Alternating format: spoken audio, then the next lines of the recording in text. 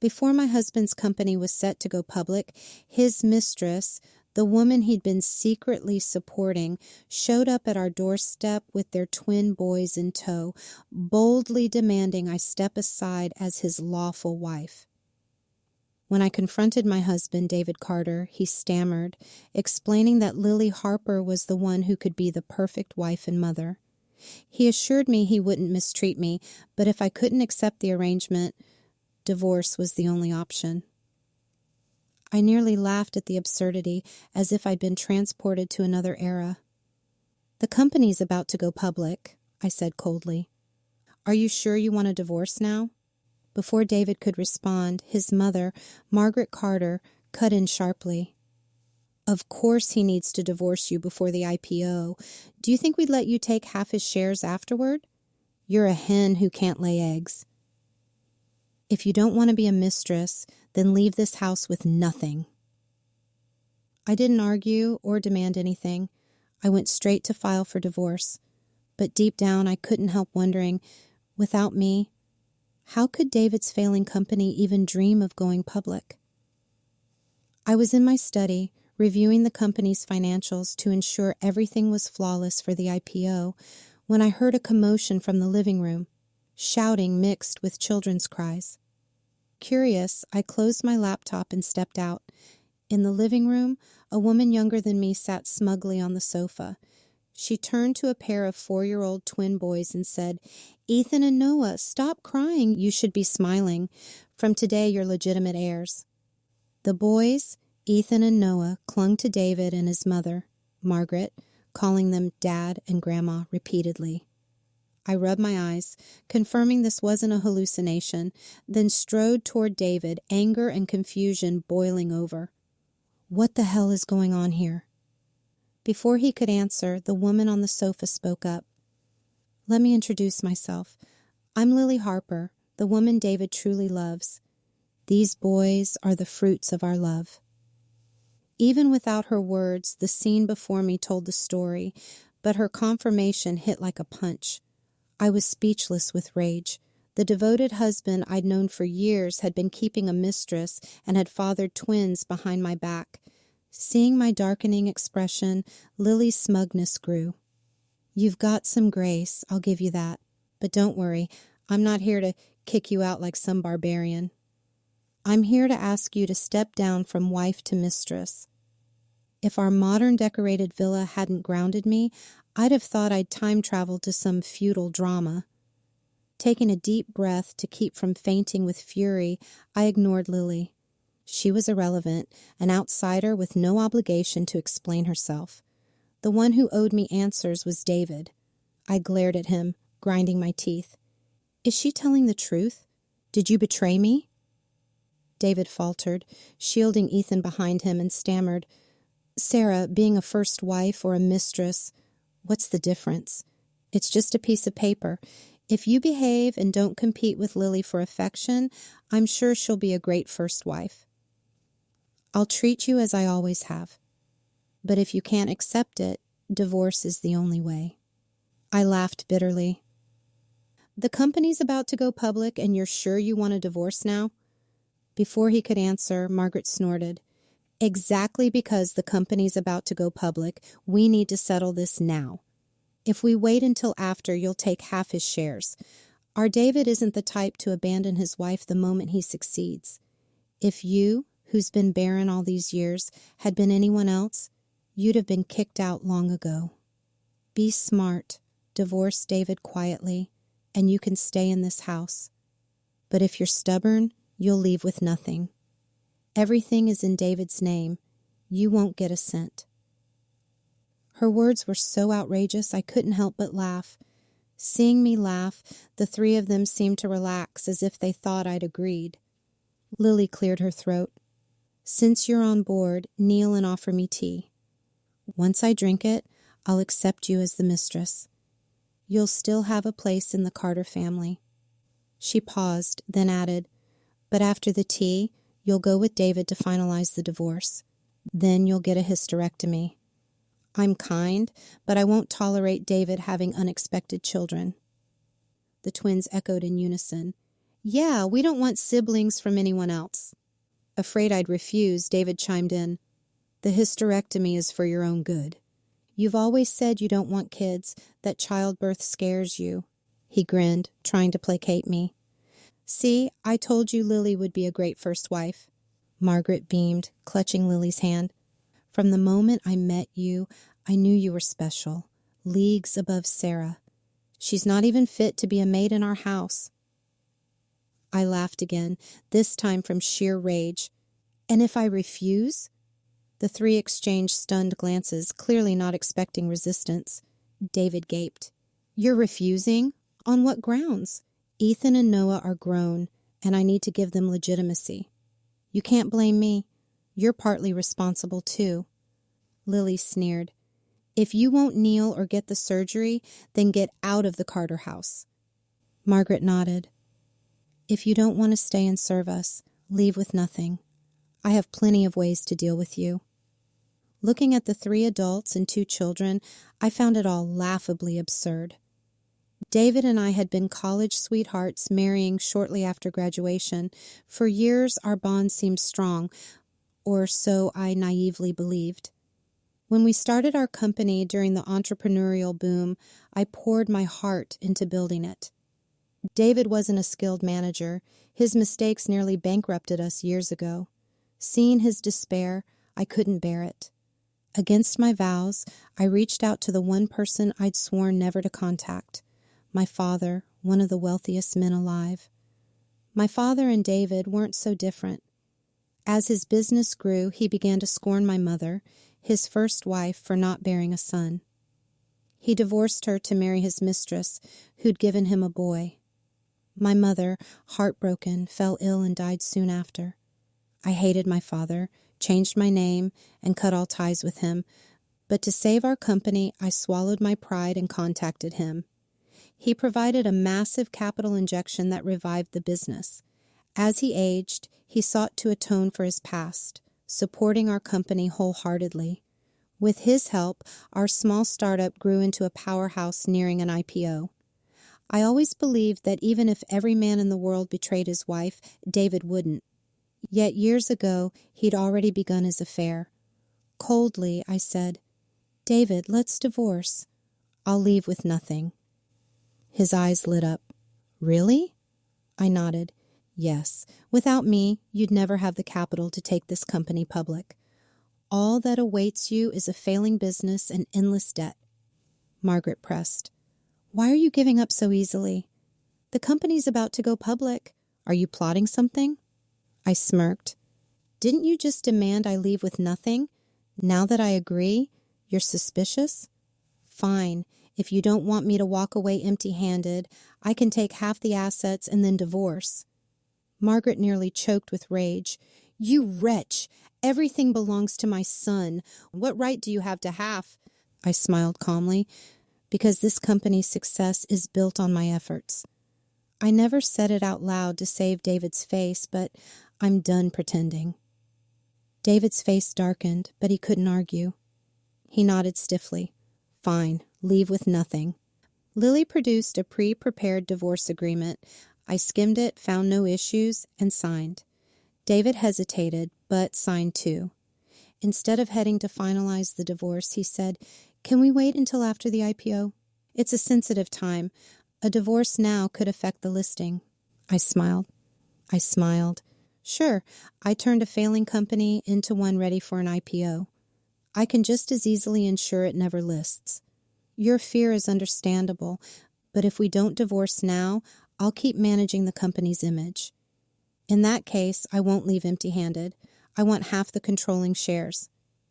David hesitated, but Lily and Margaret screamed, No way! Margaret grabbed David's arm. Don't listen to her. She's bluffing. The investors are here because of you, not her. Lily rushed to David's side. Honey, the company's success is your doing. She's just playing games, retreating to advance. If we wait until after the IPO, she'll cause a scandal to steal our wealth. Do you want to split our son's inheritance with her so she can squander it on lovers? She signaled the twins, who pushed me aside and clung to David, sobbing. Dad, we don't want to be illegitimate. If you don't divorce her, she'll have a son and kick us out. You're so capable. You don't need her to run a listed company. The twins' cries broke David's resolve. He knelt to comfort them. All right, I'll divorce her immediately. Lily shot me a smug, mocking smile, whispering, "Trying to outsmart me? My sons are my trump card."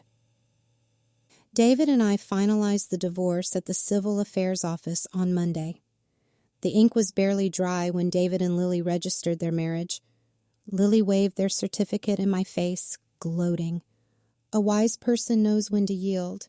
You didn't make a scene. I respect that. David, less triumphant, looked at me with red eyes. Sarah, I know I wronged you. If you change your attitude, my offer to take you back as a mistress still stands. Margaret sneered. Don't blame us. You're partly responsible for this mess. I rolled my eyes. My responsibility? If anything, I was too good. Carrying all the burdens so David could live like a pampered prince, thinking life would always be smooth. But he'll soon see what happens without me. David, guilt-ridden, offered me a bank card. There's $1,000 here. Take it for rent. I smiled faintly. Keep it. You'll need it more than I will. His phone rang. He glanced at the screen, answered, and his face paled. What? Pulling their investment? How can they do this so close to the IPO? Concord is our biggest backer. If they withdraw, we're done. I crossed my arms, watching the drama unfold. David was frantic. Why now? We're weeks away. If Concord pulls out, what do we list? Lily, clueless, grabbed his arm. Honey, what's happening? Is it serious? David shoved her away. Get off. Can't you see I'm busy? Lily fell, tears streaming. You hurt me. No one comforted her, not even Margaret, who snapped, Shut up. David, near tears, pleaded into the phone. Find out why they're pulling out. You're paid to solve problems, not dump them on me. Don't call Sarah. She's no longer VP. Handle it. He hung up, ready to rush to the office, but froze when he saw my expression. Like a madman, he grabbed my arm. It was you, wasn't it? What did you do? I'd signed the agreement to leave with nothing and walked out of the villa. Right after, I called my father, briefly explaining the situation. He was furious, nearly destroying David's company on the spot, but I asked him to wait until after the divorce. I knew David. If the withdrawal happened before, he'd suspect me and delay the divorce to torment me. I needed to cut ties cleanly first. As David gripped my arm, I smiled calmly. Mr. Carter, what are you babbling about? You said the investors backed you for your sake. Could a few words from me make them pull out? Am I that powerful? I glanced at Lily, still on the ground. Go check on your new wife. She looks pitiful. Margaret turned on Lily, hitting her furiously. It's all your fault, you jinx. Everything was fine until we married you. Lily, battered, fled, sobbing and begging for mercy. The chaos drew a crowd. I'd seen enough and slipped away while David was distracted. In the days that followed, David called me relentlessly, leaving dozens of messages about the company. I ignored them all. His pleas turned to curses, but I didn't care. I'd never been ambitious. My dream was a simple, quiet life. I'd worked tirelessly for David's company, but after the divorce, I had no reason to refuse my father's wealth and support. His assistant drove me to my new home, a mansion twice the size of David's, in the same neighborhood. There, I ran into Lily, looking haggard, a far cry from the arrogant woman who demanded I kneel. She glared at me. Here to gloat? I glanced at the bruises on her face, saying nothing. She snapped, What right do you have to mock me? I'm David's wife now. Clinging to him makes you the mistress. I kept my faint smile, infuriating her further. She threatened to live stream, calling me out as a mistress, but before she could, David and Margaret emerged from the villa. David smirked. Back to be my mistress? I laughed coldly. If I were you, I'd be panicking, not wasting time with an ex-wife. His face darkened, but he had no comeback. Margaret cut in. If you're here for laughs, you're mistaken. David lost one investor, but he's found new ones. He's negotiating with old partners and Concord's leadership. The IPO's still on track. David nodded. I didn't expect Concord's withdrawal, but I've contacted their team. You want me to fail? Keep dreaming. I smiled. David likely guessed Concord's pullout came from their chairman, assuming I'd used underhanded tactics. You can lie to anyone else, David, but not me. I know you're finished. Concord won't work with you again. Stop embarrassing yourself. He exploded. It was you. You cost me that investment. I nodded. Yes, it was me. But that wasn't your investment. It was mine. I secured Concord because I was your wife. Now that you're not my husband, I have no reason to keep those connections for you. Margaret shook her head, muttering, A woman like you? Impossible. David added, You helped the company, sure, but Concord's chairman made the call. You couldn't influence him. Before I could respond, Lily shouted, I get it. Honey, you always said Sarah brought in investors. I wondered how she had that power. Now I know. She used her body. David's face turned ashen. Sarah, you disgust me. Margaret, however, was elated. This is great.